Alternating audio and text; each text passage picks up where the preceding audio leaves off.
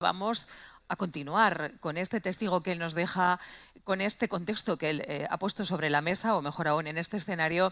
Lo que vamos a hacer es seguir recabando impresiones, claves e ideas en torno a no solamente la estrategia, que la ha dejado muy claro en su ponencia, sino en los retos que se va a encontrar Dinamarca y, por lo tanto, también Europa, para salir adelante y para sacar adelante todas estas ideas y todos estos proyectos que son definitivamente clave, importantísimos en este momento en el que nos encontramos. Para hablar de los retos de la presidencia danesa del Consejo de la Unión Europea, de esas prioridades de Dinamarca y de cómo llevarlas al frente, vamos a escuchar no solamente a Tue, sino a Katarina Zaborska-Furgala, que es jefa de la sección política y económica de la Embajada de Polonia en Madrid. Gracias por acompañarnos, Katarina, adelante. A Luther Gruber, que es director de la Fundación Konrad Adenauer para España y Portugal. Gracias por estar aquí, Luther, un año más. Y va a moderar esta mesa Vania Samperio Canal, que es presidenta de Equipo Europa Navarra. Vania, cuando quieras, adelante, te voy a ceder la palabra y vas a ser quien se encargue de moderar esta mesa. Un aplauso para ellos, por favor. Tue. Okay. Gracias.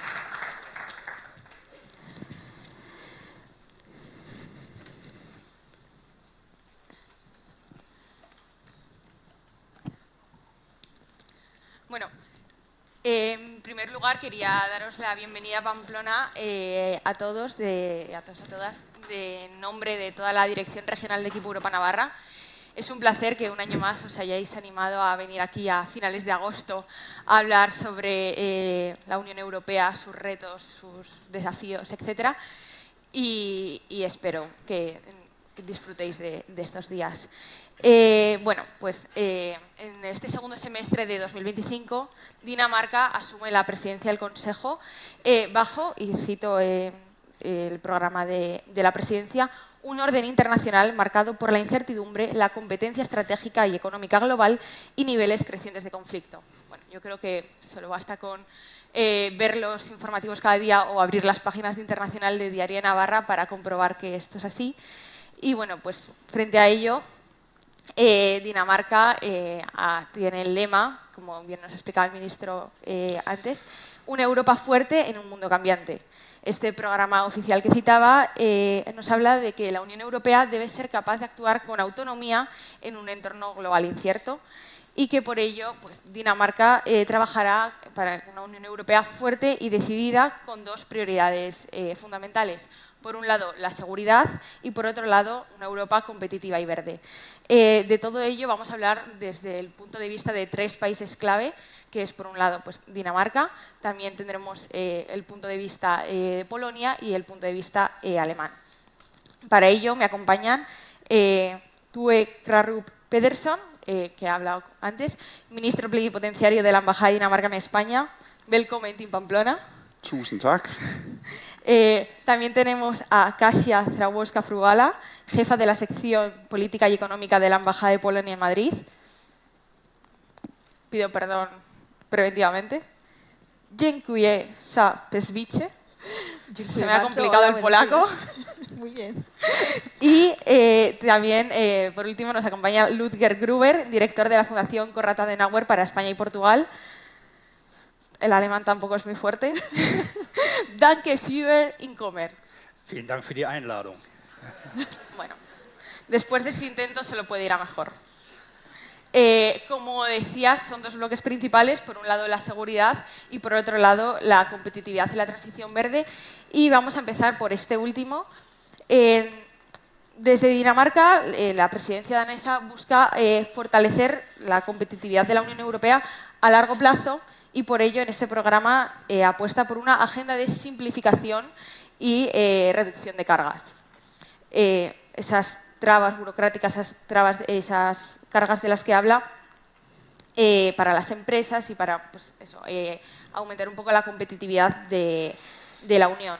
Entonces, mi pregunta es cómo asegurar que las futuras regulaciones de la Unión sean más claras y específicas sin que esto comprometa algunos de los principales objetivos de la Unión Europea, como puede ser la sostenibilidad. Thank you very much. I thought to continue with the richness of the European identity in terms of languages, allow me to reply in English. Luke has already actually outlined this agenda of simplification extremely well, so I don't want to use too much time adding to that, other than saying that, of course, these burdens that we are talking about are made with the best of intentions, but sometimes we have to be a bit smarter about how we actually look at the rules and regulations. For instance, giving an example, could be in terms of renewable energy, where we can do perhaps leaner and more streamlined approval procedures, while of course respecting the fundamentals of this important sector.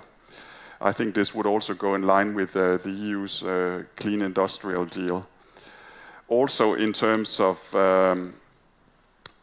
perhaps reporting for businesses, sustainability is another good example. We have to, of course, make sure that decisions and actions in the European Union are sustainable, but at the same time we need regulations that allow for companies to compete globally. That is really the challenge at the moment. And as was also said, and I said in my introduction, we need to look at the internal market and see how we can further simplify in accordance with the Draghi and Letta reports. I think all of this is really key, and I think Denmark, as an example, we have shown that competitiveness and sustainability are not sort of each other's opposite, but they actually go hand in hand, so that we can create a green revolution in Denmark, but staying competitive and also securing jobs and creating jobs through this green transition. So I think that's, and of course we could also mention the EU budget, the financial perspectives that need to incorporate this idea as well, so we have a budget fit for the future and not a replicate of the past.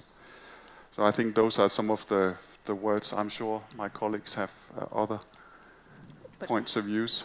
Muchas gracias. Estamos hablando ahora de esta presidencia danesa del Consejo, pero previamente Polonia la ha ostentado durante el primer semestre del año y siguiendo un poco por el tema de la desregulación, se ha impulsado pues, la desregulación del mercado único y la competitividad con iniciativas como puede ser pues, la brújula de la competitividad, que es algo así como una hoja de ruta a 5 años que quiere reforzar la competitividad de la Unión Europea frente a otros gigantes como Estados Unidos o China, o también el Clean Industrial Deal. Haciendo un poco balance de lo que ha sido esta presidencia polaca, ¿cómo evalúa usted los logros que ha alcanzado y qué retos quedan pendientes que cree que la presidencia danesa puede seguir reforzando? Muchas gracias. Antes de todo, permítanme agradecer la invitación, porque es mi segunda vez cuando estoy con vosotros durante los cursos de verano en Pamplona. El año pasado aproveché de almorzar con nuestro cónsul honorario que tenemos aquí en Pamplona y me contó la historia que mi ciudad donde yo estudié, Toruń, es la ciudad hermana de Pamplona, pues tengo una razón más para venir aquí y conocer mejor la ciudad, así que muchas gracias y al equipo Europa y al Diario de Navarra. Hablamos de desregulación y de competencia. Estamos justo después de acabar la presidencia. Y al responder a la pregunta me trae justo a una memoria del año pasado, cuando estaba un panel y el enfoque era más económico y hablamos de los fondos de Next Generation. Y mi compañero del panel que tuvo una reflexión un poco, diría suavemente, amarga, del sistema en el que funciona la Unión Europea, que es muy difícil para los emprendedores, las empresas pequeñas, de los pymes especialmente, ser competitivos en el mercado único y fuera del mercado también, que nos llevó a este punto y una de estas prioridades que pusimos entre las prioridades de nuestra presidencia, que era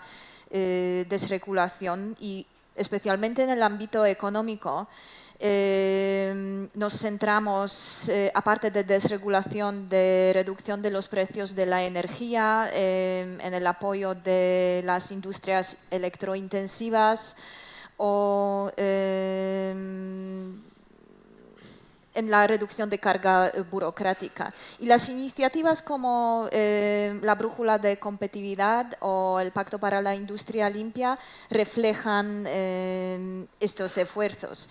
De hecho, conseguimos suavizar numerosas normativas, desde el desplazamiento de trabajadores hasta los derechos de pasajeros aéreos o condiciones laborales de los becarios. Pues también creo que a través de esto comprobamos que la Unión Europea debe cuidar no solo las normas, pero también a las personas. El contexto político en que asumimos la presidencia era en el momento clave, que ya preparándonos a nuestra segunda presidencia, porque no sé si sabéis que la primera era en el año 2011, que hace bastante tiempo, en un entorno totalmente diferente. Ya más o menos sabíamos a qué prepararnos, porque desde el noviembre se sabía quién entrará a la Casa Blanca en enero, aunque creo que todos al llegar el momento nos despertábamos poniendo la tele y leyendo las noticias con mucho interés. Pero también, aparte del nuevo presidente en Estados Unidos, coincidimos con el nuevo mandato jurídico, con la nueva Comisión Europea y con tensiones geopolíticas y incertidumbre económica en que seguimos ya en la presidencia danesa. Y el objetivo principal nuestro era reforzar la competitividad y abrir mercado a las abrir más al mercado a las empresas, especialmente a los pymes, y simplificar la normativa. De los éxitos tangibles, diría que durante la presidencia logramos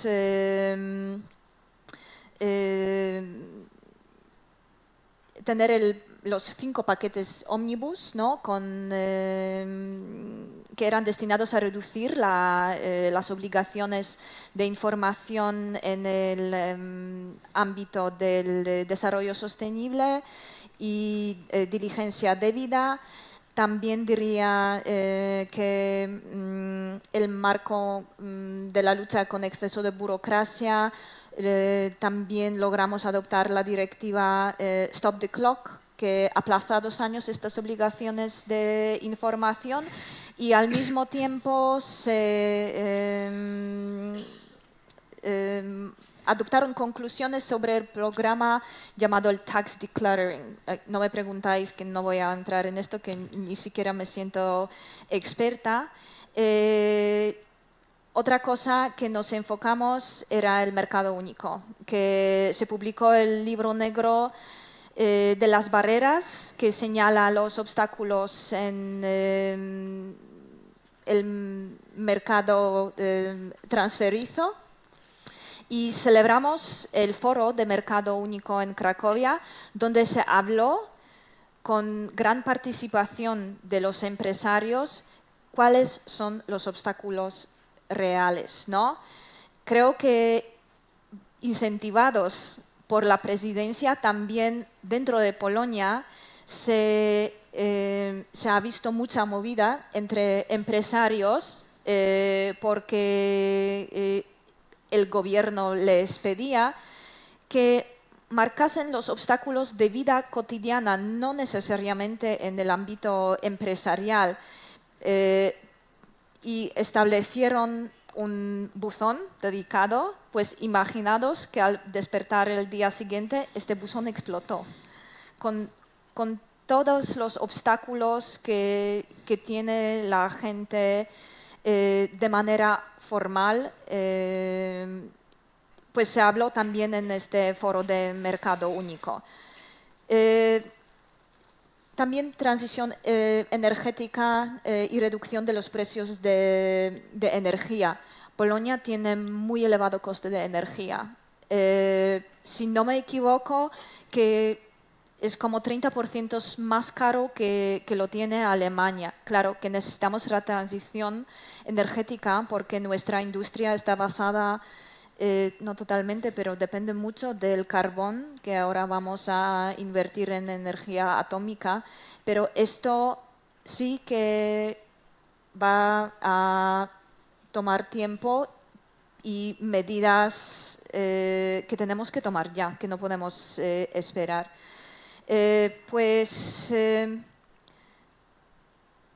súper difícil decir qué exactamente pasamos a los daneses, que somos los primeros en el trío que empezó el programa del trío, y creo que deberíamos también hablar los resultados tangibles después de estos 18 meses luego de la presidencia de Chipre, pero estamos bastante contentos de lo que hemos puesto en la mesa y, como hablamos en un panel primero, que sí nos hemos despertado de esta coma, que hay que actuar ya y actuar de manera rápida.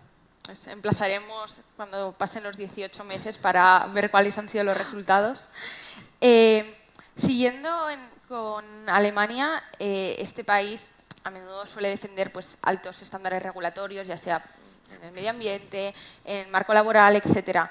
Y mi pregunta es cómo se puede conseguir, si es que se puede conseguir, ese equilibrio entre implementar dentro de la Unión Europea, como exportar esos altos estándares de calidad que nos caracterizan, al mismo tiempo que hay una simplificación normativa y que gracias a ella las empresas europeas son más competitivas.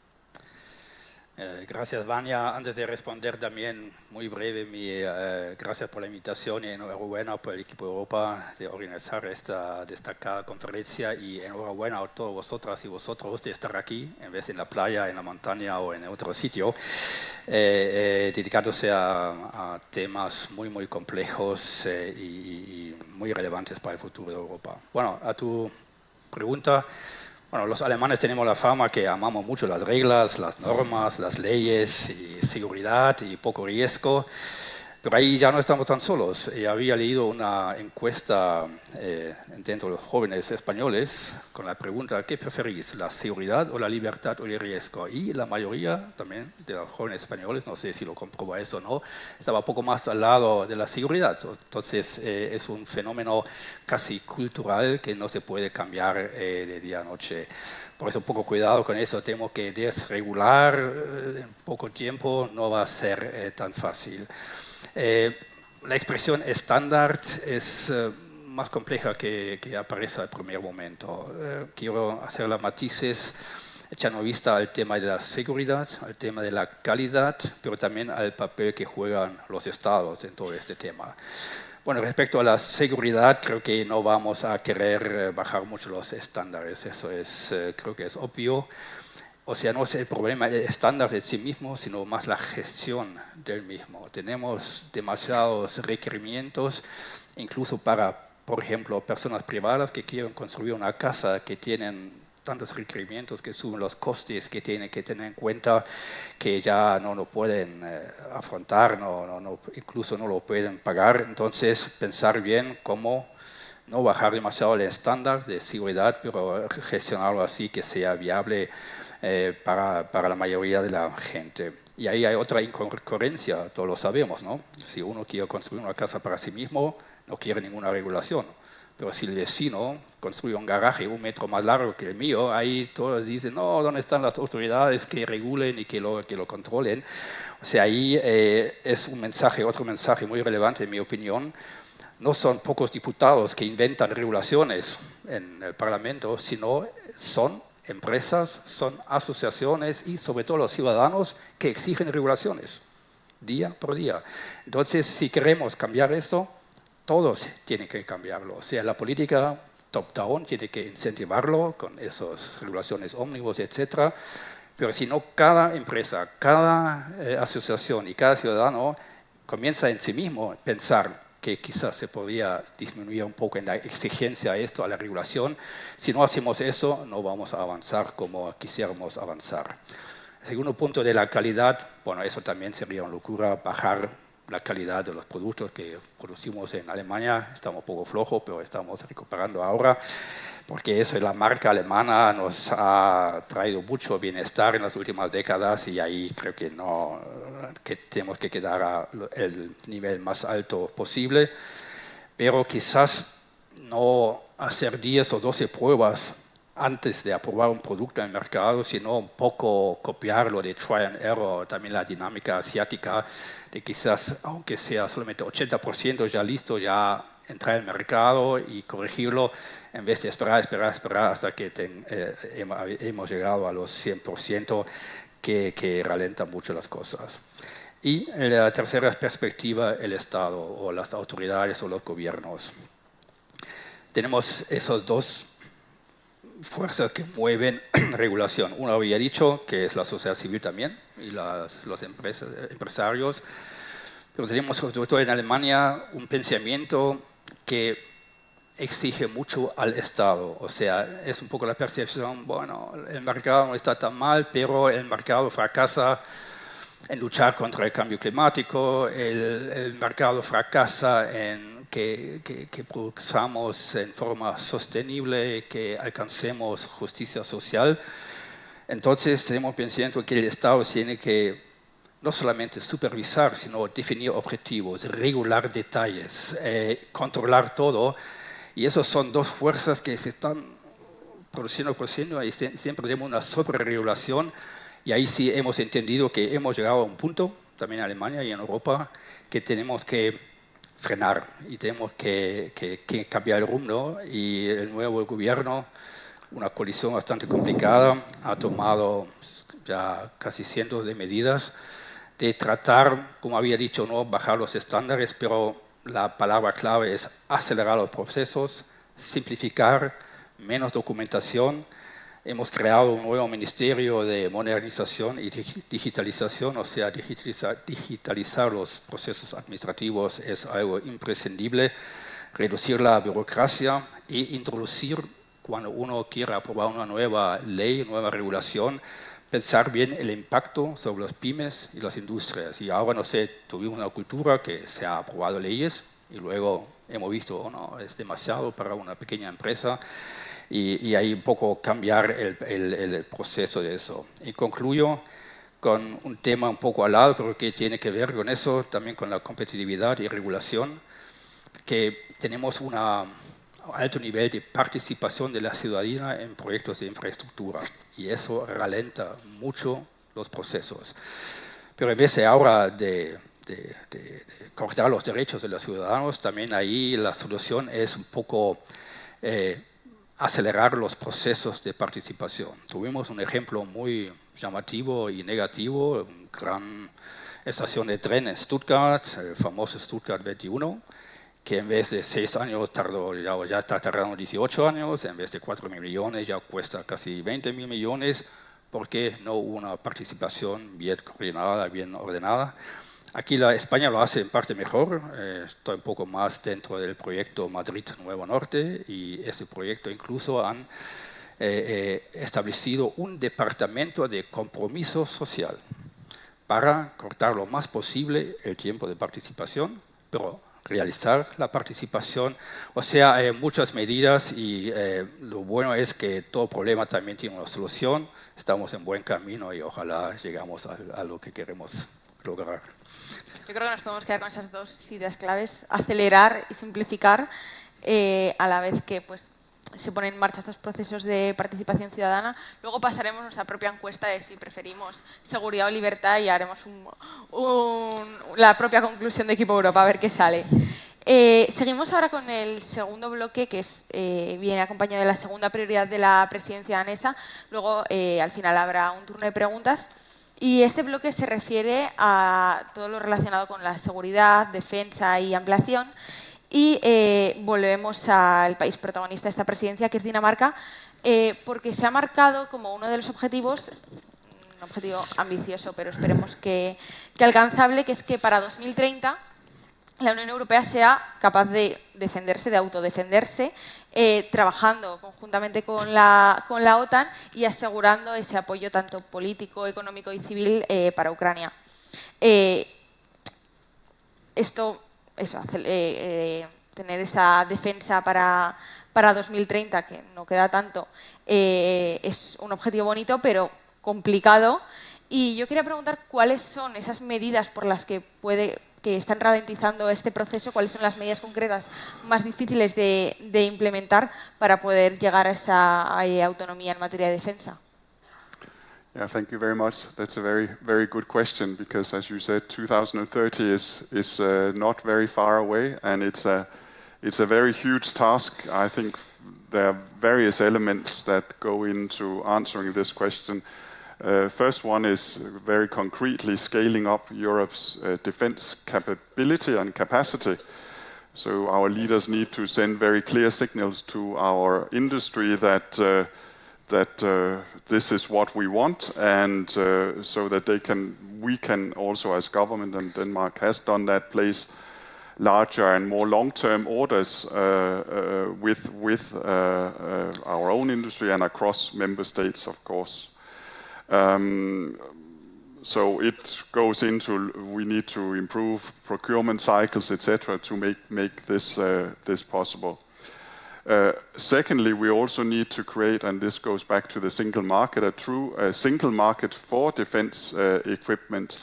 Right now, Europeans' defense architecture, if you like, is fragmented by our various practices, different defense sectors.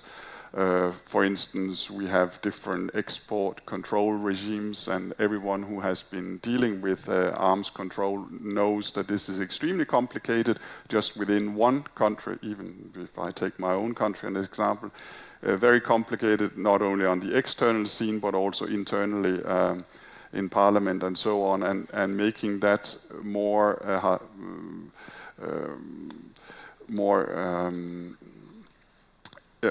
alike across all of Europe is a very huge and difficult task. Third, I think we need to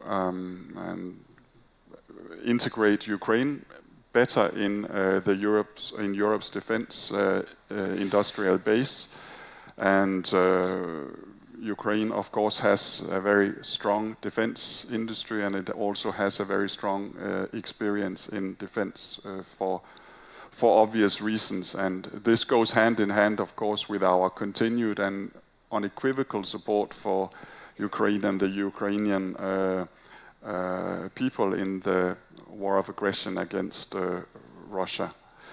And then fourth, of course, we need to look at NATO as well and our partners in NATO, because EU-NATO cooperation will remain a cornerstone of our security. So we need to make sure that whatever decisions we make in the European Union are compatible also with what's happening in NATO, so we don't duplicate each other. And I think all of us are really aware that this is extremely politically sensitive, and it will put our economies under pressure. We have seen here in Spain, coming up to the NATO summit, the difficulties that this question of increased defense expenditure has posed, and it's difficult for all of us because it means making difficult political choices. But I think there is no way around it, and we have to rethink this and think it into our new pluriannual budget as well, so that we are ready for 2030. Thank you very much. Habrá que repensarlo. Y siguiendo con esa idea de integrar a Ucrania mejor en el ámbito de la defensa, la guerra en Ucrania ha reabierto el debate sobre la ampliación de la Unión Europea, especialmente hacia el este y hacia los Balcanes occidentales, y en este sentido Polonia ha jugado un papel protagonista, yo creo que todos lo hemos visto. El programa de la presidencia polaca contemplaba esta ampliación, y vuelvo a citar, como un imperativo geopolítico y una oportunidad para difundir estabilidad y crecimiento. Una reflexión que yo creo que también todos podemos ver tras la primera charla es que cuando la Unión Europea se ha ampliado, la democracia se ha ampliado, y nuestro país es buena cuenta de ello hace ya 40 años, y yo creo que esa ampliación también puede servir para asegurar esa democracia. Entonces, yo quería preguntar cómo se puede asegurar esa ampliación sin que esto, asegurando que se fortalezca la cohesión de la Unión Europea y haciendo que no se creen nuevas disparidades y que los beneficios económicos que también se hablaban en la primera mesa no se dispersen, o que los Estados miembros no se vean perjudicados.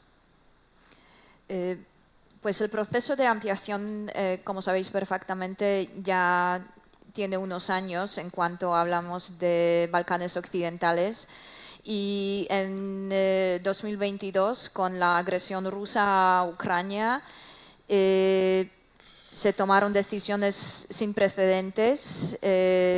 Sabéis que Ucrania solicitó adherirse a la Unión Europea, y en diciembre de 2023 la Comisión tomó otra decisión sin precedentes de abrir las negociaciones con Ucrania y con Moldavia. Sí sabemos todos que estas decisiones muy rápidas crearon descontentamiento, creo, en Balcanes occidentales, porque llevan ya un tiempo cumpliendo requisitos, pero como dijimos durante la presidencia, todo el proceso está basado a mérito, y más allá, pues había un tiempo de declaraciones políticas, pero este tiempo ya se acabó. Ahora cada uno trabaja por su propia cuenta de ampliar, y Polonia ha tratado ampliación como un pilar de seguridad europea, y seguimos tratándolo así. Las decisiones, conclusiones del Consejo Europeo en junio es una cosa. Otra cosa es la cuestión de falta de unanimidad en este proceso, que nuestras ambiciones eran mucho más amplias de lo que conseguimos en junio, porque con Ucrania no logramos abrir el primer capítulo, que es capítulo básico, que se siempre abre primero. Con Moldavia tampoco. Sí, Albania y Montenegro han hecho pasos enormes hacia ampliación. La nueva comisaria de ampliación, Kos, ha dicho que igualmente sería posible que entren en 2028. Pues vamos a ver. Pero la falta de unanimidad puede ser un obstáculo insuperable en este camino de ampliar la Unión Europea. Si los intereses nacionales y conflictos bilaterales en los países que no están necesariamente contentos del proceso, si estos intereses prevalecen, el interés geopolítico de la Unión Europea en conjunto.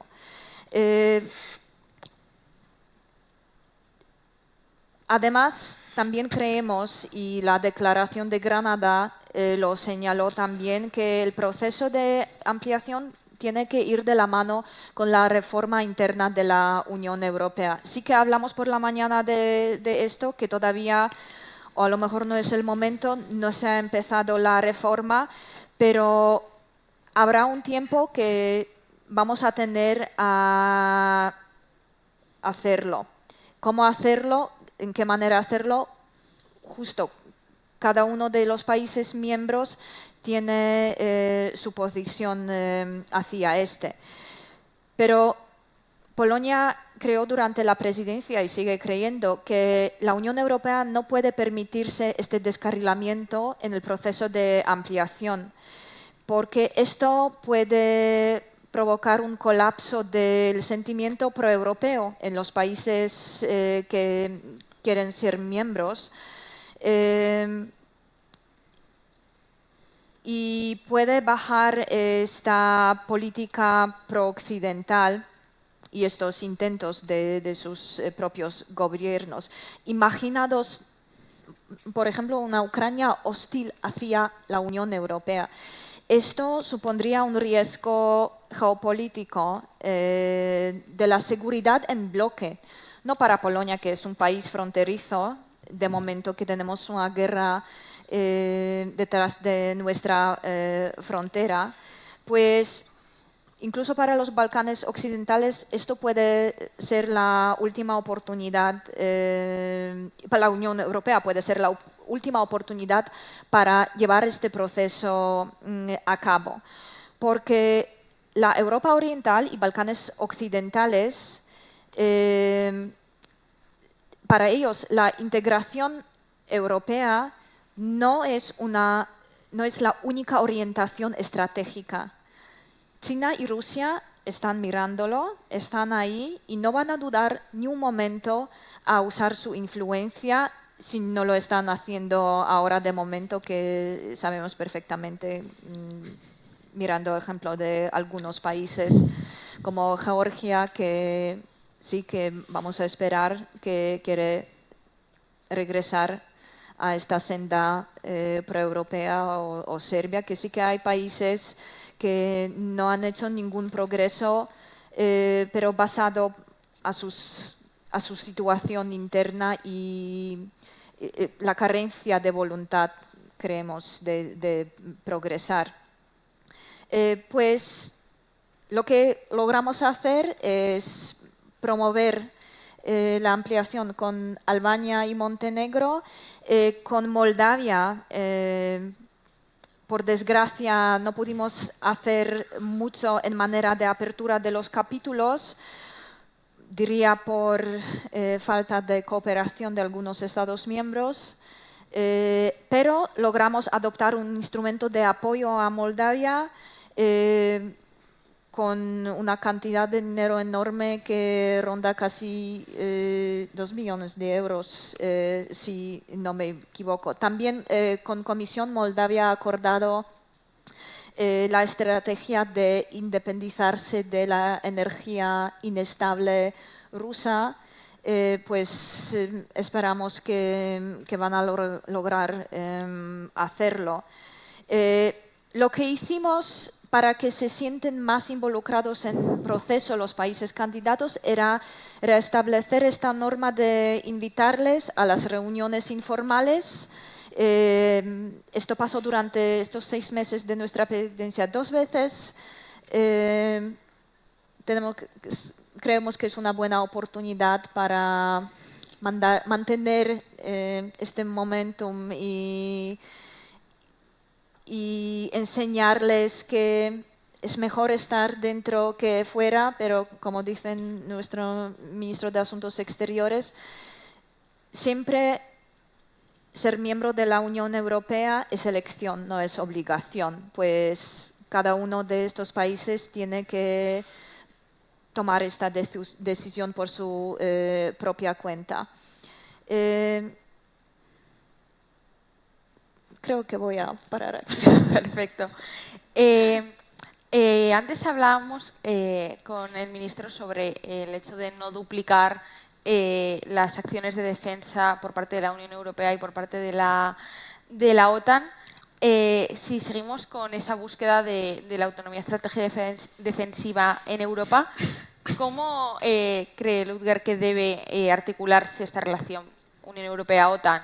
y qué reformas considera que son las prioritarias para poder garantizar esta respuesta común ante los conflictos que vemos que son crecientes. Sí, aquí estamos entrando en un tema que verdaderamente duele, ¿no? Porque no solamente en España, sino en todos los países. No hablo mal de Europa, pero hay que ver la realidad de una debilidad relativa. Estamos un poco dependiendo de todos y de todo. Estamos dependiendo de lo que hace Putin, estamos dependiendo de lo que hace Trump, estamos dependiendo de lo que hace China. O sea, en vez de ser impulsores, somos en esta situación impulsados. Habíamos disfrutado más que una década, y lo digo desde la perspectiva alemana. Bueno, hemos vendido nuestros coches en China, hemos comprado gas barato en Rusia y estuvimos muy contentos que el contribuyente americano había pagado más para nuestra seguridad que nosotros mismos. Y ya de eso se había quejado Obama y otros presidentes antes. Bueno, pero lamentar no sirve para nada, pero estamos ahora en una situación que tenemos que despertar. Y lo digo aún un poco más fuerte, porque eso sí me preocupa mucho. Estamos viviendo una triple tragedia, casi desastre. Vemos ataques al orden internacional y a las reglas de las Naciones Unidas. Vemos, segundo, un ataque a las democracias con todos nuestros valores, con la libertad, la justicia, los derechos, el pluralismo, todo eso está atacado, y esto nos lleva a una situación que nadie en nuestros países quiere, que tenemos que invertir una cantidad de dinero increíble en comprar armas en vez de invertirlo en educación, en lo social o en la economía. Nadie, ningún país quiere esta situación. Pero vemos justamente en estas semanas y meses una situación con decisiones inimaginables un medio año atrás. Suecia deja de ser neutral después de 200 años y se incorpora en estos sistemas de común.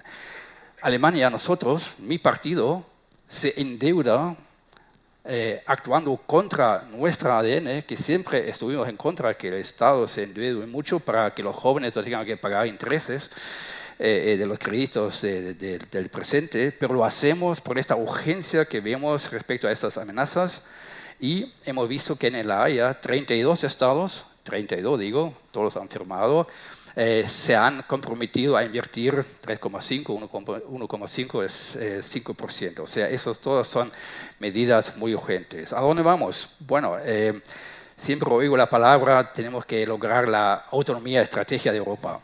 Ahí tengo una opinión minoritaria. A mí personalmente no me gusta mucho la palabra autonomía.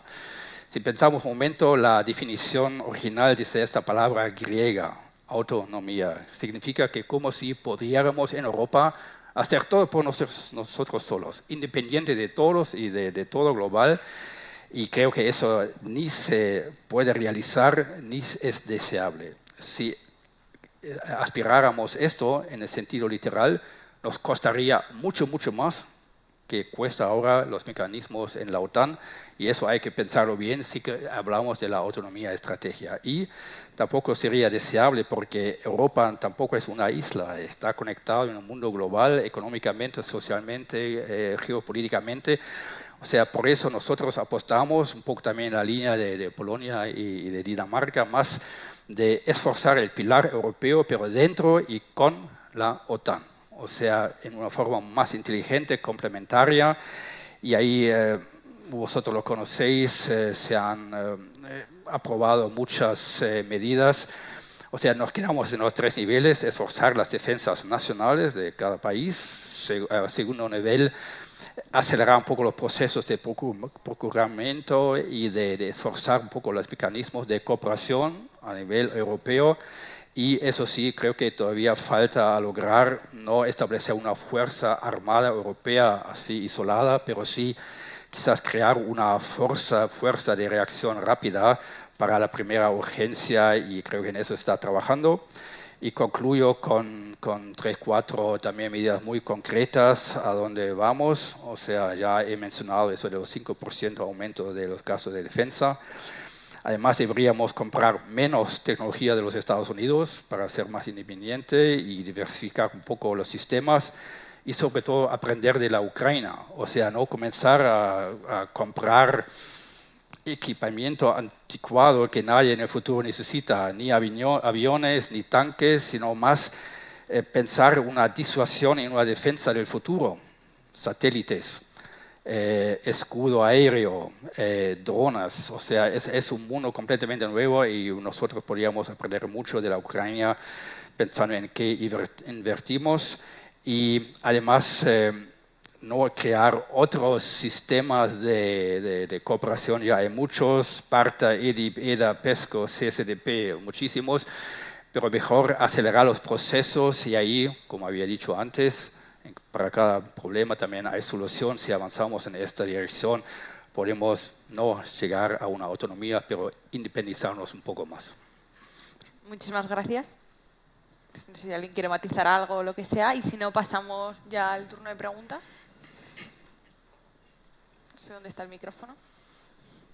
Ahí arriba. Ah, sí, el micrófono. Vale. ¿Lo dice en voz alta o logística? Bueno, sí, dale.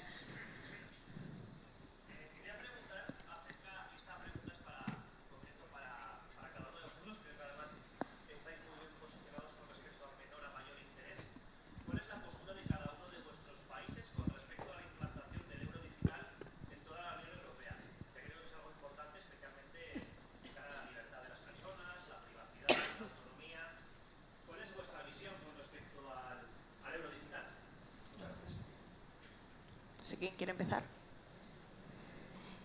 Yo puedo empezar diciendo que, no sé si sabéis, Polonia no está en eurozona y creo que estamos unos años por estar en ello, porque es el tema que consuma cada gobierno que esté, pues al estar ahí te voy a responder tu pregunta luego.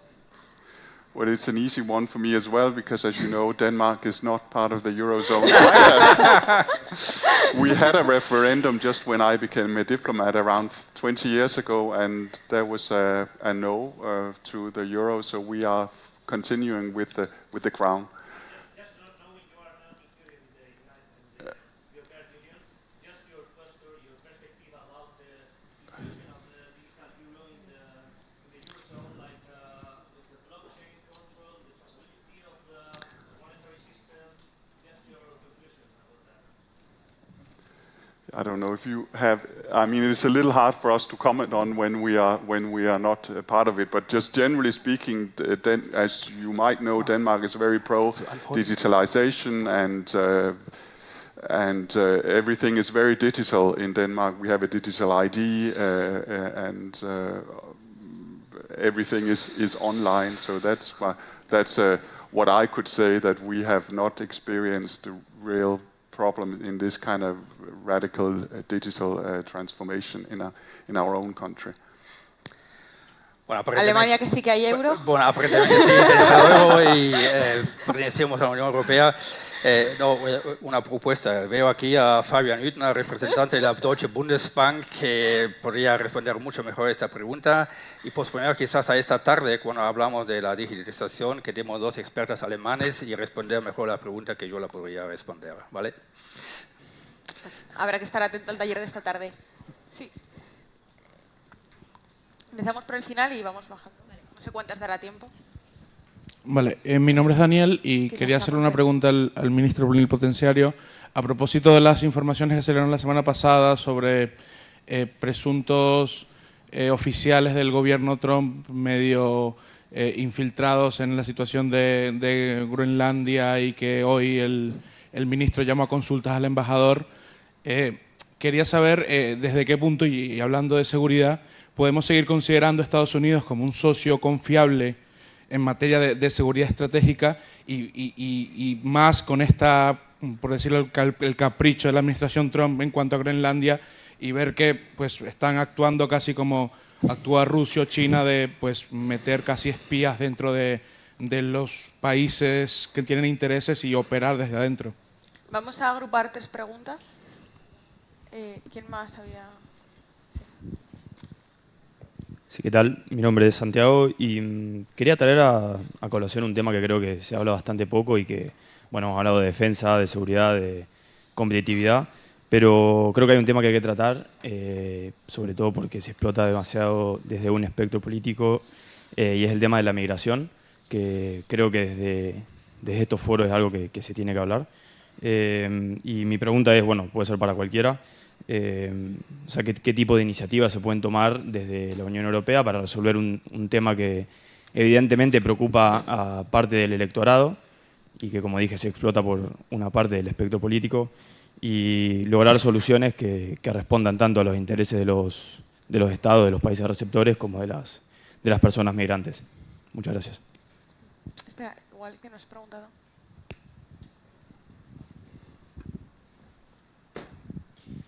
Bueno, la pregunta va dirigida en particular a Kreruk Pedersen, pero bueno, un poco también al resto de ponentes, y era un poco en relación con el tema de la sostenibilidad, que se ha mencionado que se tendría que fomentar un progreso económico y un desarrollo que vaya de la mano con principios sostenibles y que se va a gestionar a través de, evidentemente, de regulación, ¿no? Entonces, quería saber cuál es su opinión respecto a cuáles serían las herramientas en dicha regulación para que todos, digamos, vayan de la mano y vayan a la misma velocidad a la hora de desarrollar y, digamos, cumplir con los estándares de sostenibilidad desde pequeñas y medianas empresas hasta grandes multinacionales, ya que, evidentemente, pues, empresas de mayor envergadura tendrían una mayor facilidad para cumplir con esos estándares y quizás pymes se quedarían atrás y habría pues una mayor brecha con algo que se supone que tiene que precisamente potenciar el desarrollo de la competitividad y no lo contrario, que sería pues generar una brecha entre unos y otros.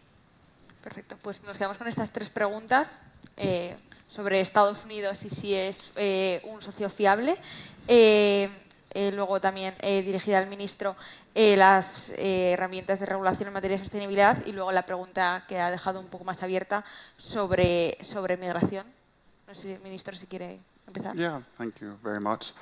No, it's a very topical question, of course, you pose, and to be brief, of course, the United States is a cornerstone of Danish foreign and security policy. We have a fantastic relationship historically with the United States.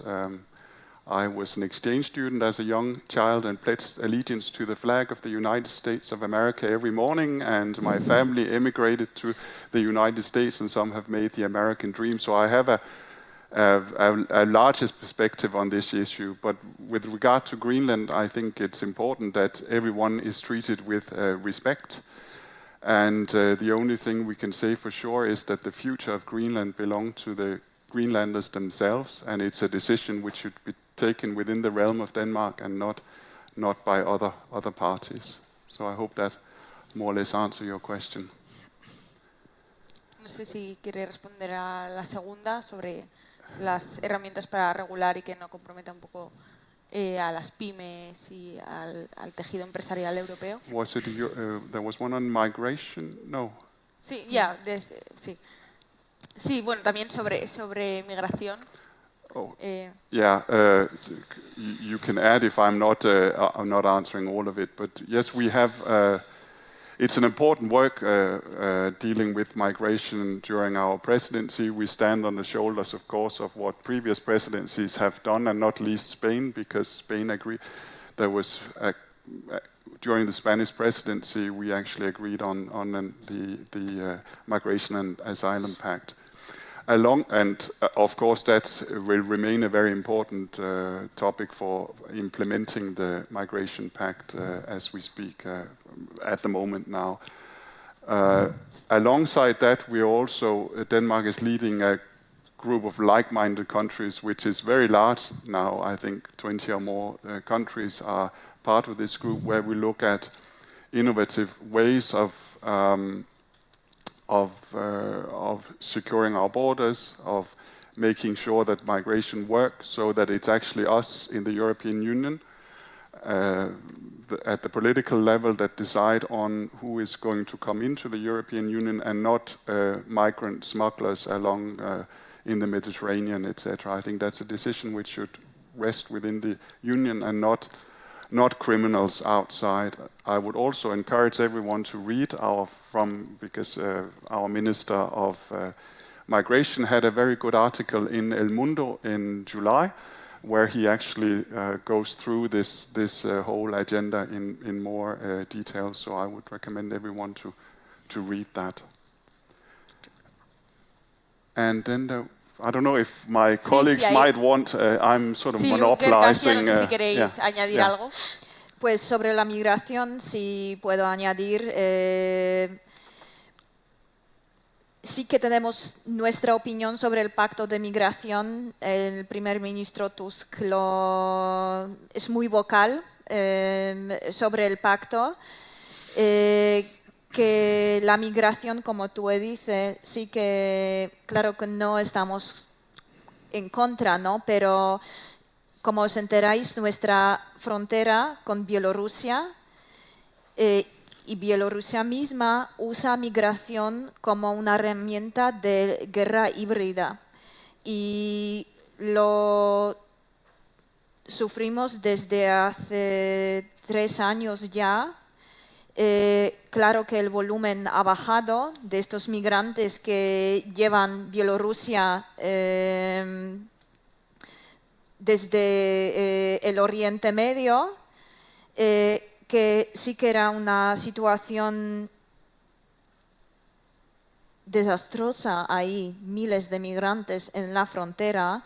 Y claro, viéndolo en la tele, los niños, mujeres embarazadas, todos en la frontera, para crear crispaciones en la sociedad, pues este tema hay que tocar por nuestra parte de manera muy delicada, pero claro, no a la migración ilegal, especialmente usada como arma, que lo ha pasado a nosotros. Añadiendo al tema de migración, todos saben que para Alemania es un tema de máxima prioridad y para mí es importante este mensaje doble. Alemania quiere y necesita migración. Tenemos el reto demográfico, queremos la gente ahí, pero el problema es, una es la cantidad. Tenemos unos 4,2 millones de inmigrantes, 1,2 millones de la Ucrania, o sea, incluso los alcaldes de todos los colores políticos habían dicho, llegamos a nuestro límite de poder integrarlo, de ofrecer plazos en las escuelas, etc. O sea, tenemos que limitarlo por un lado, y lo que tenemos que frenar es la inmigración ilegal, porque la inmigración ilegal es la que da mucha munición al populismo, a la extrema derecha, y ahí estamos tomando medidas que no nos gustan. Eso de cerrar las fronteras, sabe muy bien que eso solamente puede ser una solución, no que es una solución, una medida transitoria, y ojalá que lo más antes que tarde encontremos unas soluciones a nivel europeo, porque es como ahora España desde algunos meses también lo ve, es que solamente podemos enfrentar juntos y no cada país solo por sí mismo. Muchas gracias. No sé si sobre la tercera de las preguntas. Perhaps I could just add, of course, on migration as well. It's all about youth as well. It's because the migrants we see in Europe are many young people. You see young people swimming from Marruecos and etc. So it's your world, and I think it's important to underline also, seen from a Danish perspective, that we have for decades given nearly 1%, at least 0.7% of our BNP to development aid in Africa, and with a very strong focus in creating better jobs and better conditions for young people to see a better future for themselves in their own countries, instead of going on a perilous journey through African states to try to reach Europe. I think that's also a very important part of the solution that I would want to underline in this context. Pues muchísimas gracias a los tres, tú, Kasia, Ludger, por acompañarnos y por compartir un poco estas reflexiones sobre los retos de la presidencia danesa del Consejo. Muchas gracias. Thank you.